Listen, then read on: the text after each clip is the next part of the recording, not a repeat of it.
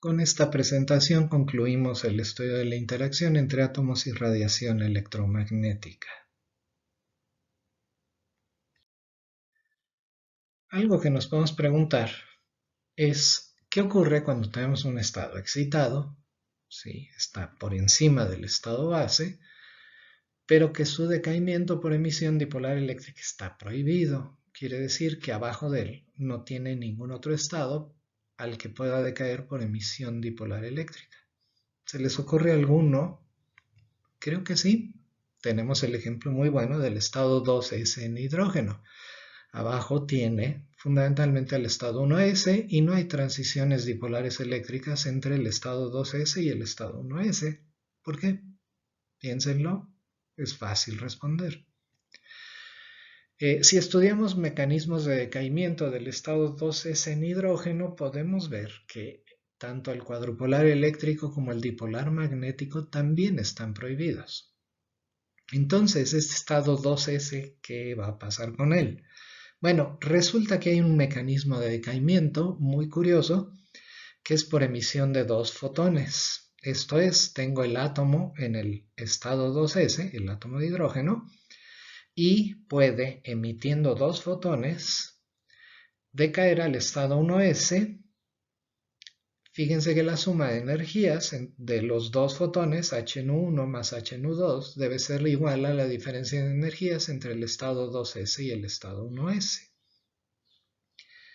Esto ocurre, pero en tiempos muy largos. Es un proceso poco probable. La vida media de este estado entonces es muy larga. Si yo pongo átomos de hidrógeno en el estado 2s, en general van a vivir del orden de un segundo, que para un átomo es prácticamente una eternidad. Cuando esto ocurre, cuando el proceso de decaimiento es muy lento, decimos que estamos tratando con un estado metaestable. Otros ejemplos que también hemos visto, además del hidrógeno que está aquí a la izquierda, el estado 2s, acuérdense por ejemplo en helio que tenemos los estados de configuración 1s, 2s, el singlete y el triplete. Esos son los estados excitados de energía más baja y transiciones dipolares eléctricas al estado base no ocurren. ¿Por qué? ¿Ok? Bueno, estos dos estados son metaestables. Sus vidas medias también son largas. Consúltenlas en las notas. Vamos a ver que estos estados metaestables juegan un papel importante más adelante.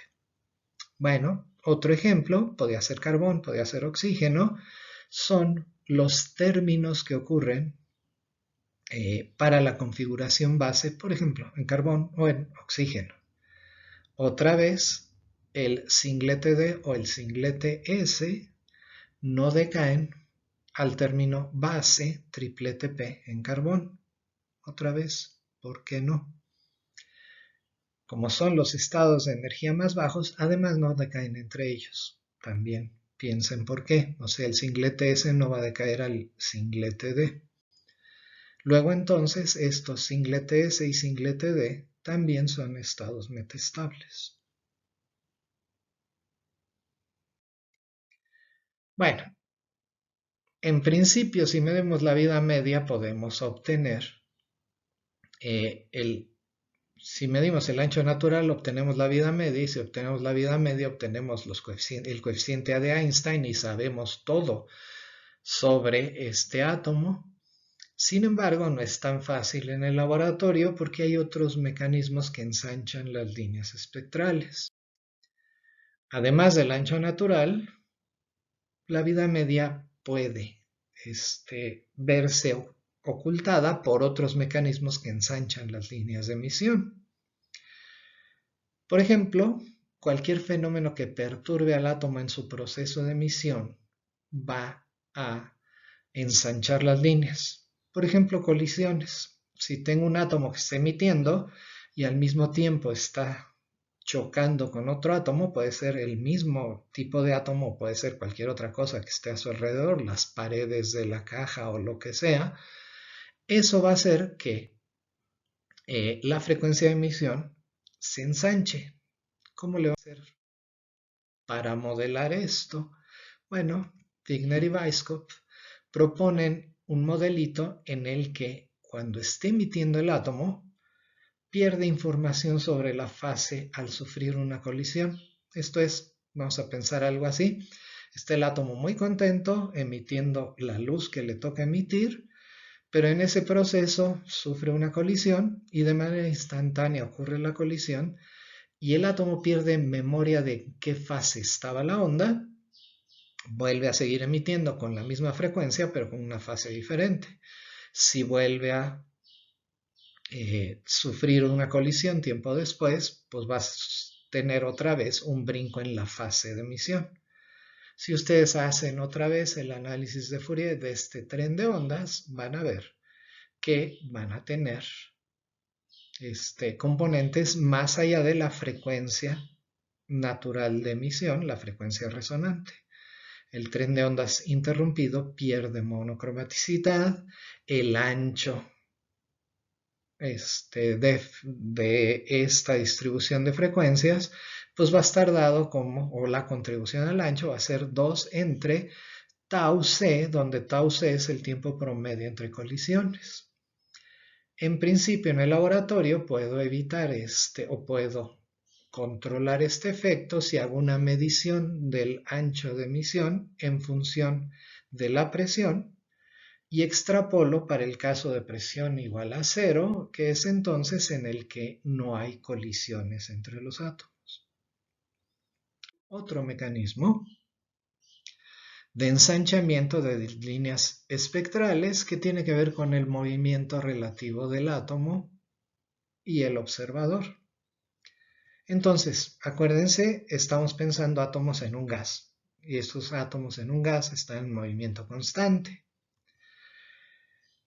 Pensamos que el átomo, por ejemplo, emite una onda plana monocromática de frecuencia omega 0, que es la frecuencia resonante, y esta onda se propaga en la dirección Z, en la que está un observador. En el marco de referencia del laboratorio, esta onda va a sufrir un corrimiento en frecuencia que llamamos el corrimiento Doppler. Entonces, aquí el átomo está emitiendo la onda, pero el átomo se está moviendo con una velocidad v que tiene una componente Vz a lo largo de la dirección de emisión de la onda. En el laboratorio vamos a ver una frecuencia que crece con el factor 1 más la velocidad del átomo dividida entre la velocidad de la luz. Bueno, eso quiere decir que en el laboratorio, si tengo un conjunto de átomos moviéndose, voy a tener un conjunto de frecuencias resonantes.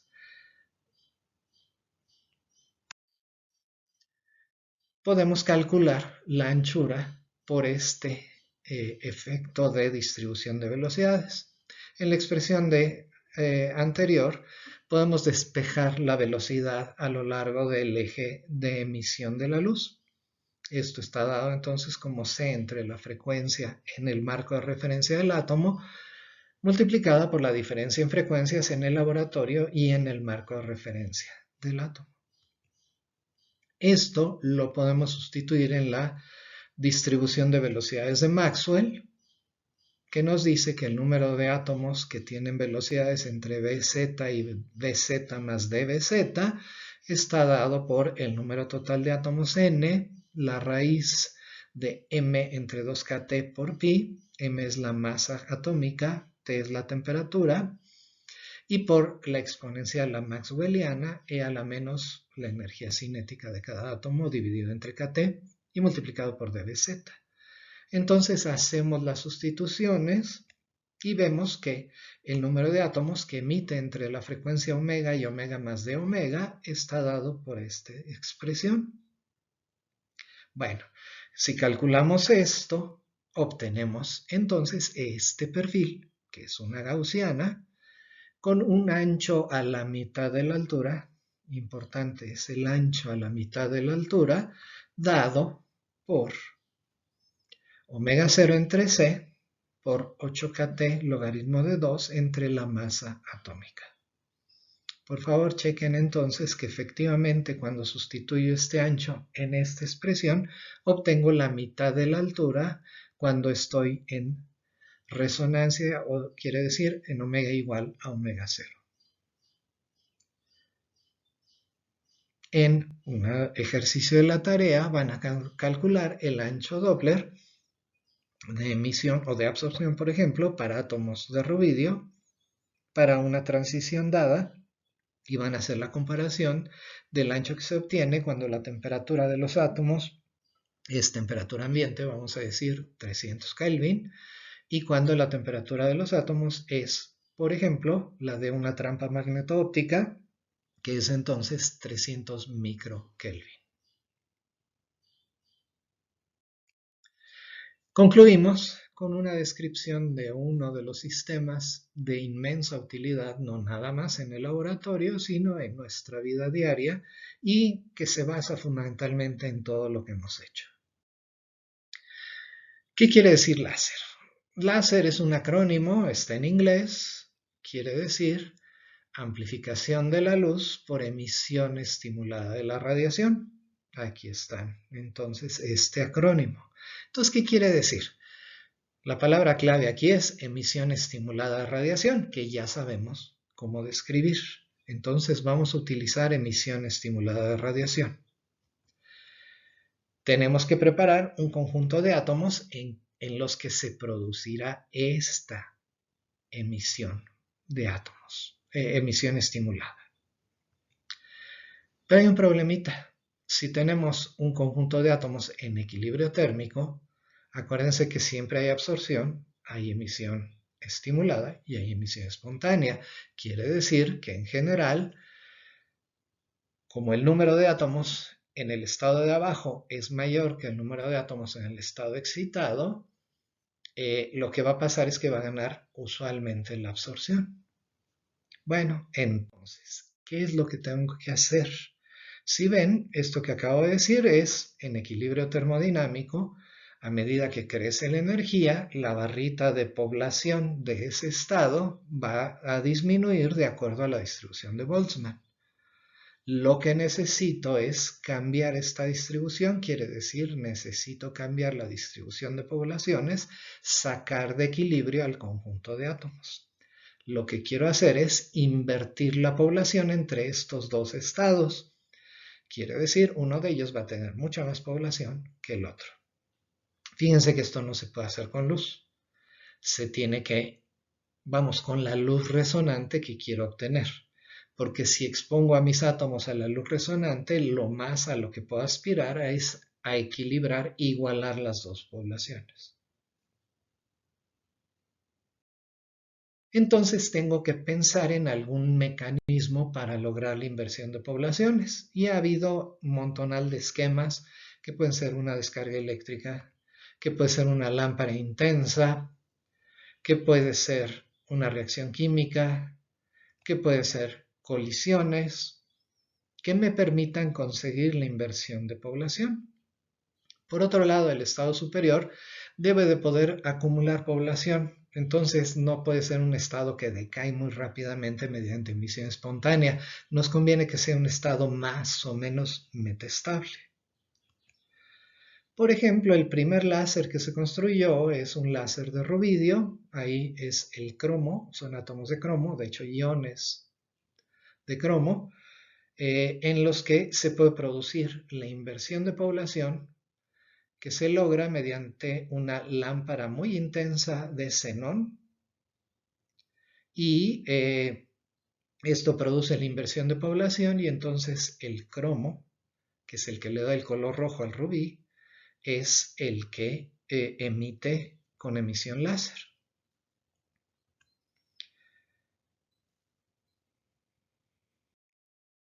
Bueno, ¿cómo describo esto? Si tengo un conjunto de átomos en el que no hice inversión de población, lo que va a pasar es que si yo quiero pasar luz, que tiene originalmente intensidad I0, por ese medio, después de atravesar el conjunto de átomos, en general voy a encontrar menos luz. La luz va a ser absorbida fundamentalmente. el paso de la luz por un medio absorbedor, ustedes pueden demostrar muy fácilmente que satisface la ley de Lambert-Beer. Esto es, la intensidad decrece exponencialmente, donde este coeficiente alfa, el coeficiente de atenuación, tiene que ver con la diferencia de poblaciones entre el estado base y el estado excitado a la frecuencia de la luz. Si por otro lado puedo preparar un medio con inversión de población y hago pasar luz de la frecuencia resonante, a medida que hay emisión estimulada, la cantidad de luz va creciendo y de salida voy a tener, en lugar de pérdida, voy a tener ganancia. Entonces, si tengo un medio con población invertida, voy a tener un coeficiente alfa que es menor que 0 y entonces voy a tener más luz de salida. Fíjense entonces que me convendría tener un medio lo más largo posible, pero no puedo hacer un medio, digamos, de varios metros para hacer un láser porque habría otros problemas ya técnicos. Entonces lo que me conviene más bien es colocar a mis átomos con inversión de población en algo que aprendimos en la clase de óptica, que es una cavidad resonante, una cavidad óptica. Entonces, el láser, ¿qué es? El láser tiene 3 elementos. Tiene un medio activo, que es el conjunto de átomos que van a amplificar la luz por emisión estimulada. Quiere decir que este conjunto de átomos no nada más está ahí, sino que tengo que tener un mecanismo de bombeo por el cual puedo alcanzar la inversión de población. Y además, a este láser, a este medio, lo pongo entre dos espejos, de tal manera que la radiación rebote muchas veces y en cada rebote se va amplificando. Uno de los espejos no es perfectamente reflejante y deja pasar parte deja salir parte de la luz, y esa luz es la que obtenemos como radiación láser. Fíjense que el hecho de tener una cavidad resonante, además de alargar el medio activo, también sirve para seleccionar frecuencias. Revisen su clase de óptica y vean que en una cavidad resonante la longitud de la cavidad total debe ser un número entero de medias longitudes de onda, y eso permite entonces seleccionar muy bien la frecuencia de la luz que sale de un láser. Es por eso que el láser es, de lo que sabemos, la luz más monocromática que se puede obtener. Les pongo aquí el ejemplo del mecanismo de bombeo que se utiliza para el láser que conocemos en el laboratorio, que está formado por los gases helio y neón. Son dos gases nobles, y aquí el helio, con una descarga eléctrica, sirve para acumular población en, ¿qué creen?, en los estados metestables, singlete S y triplete S, los mismos que acabamos de ver. Pero resulta que esos dos estados están casi a la misma energía que el estado 5S y el estado 4S excitados de neón. Bueno, entonces colisiones entre helio y neón permiten transferir la energía de helio metestable a estos estados de neón.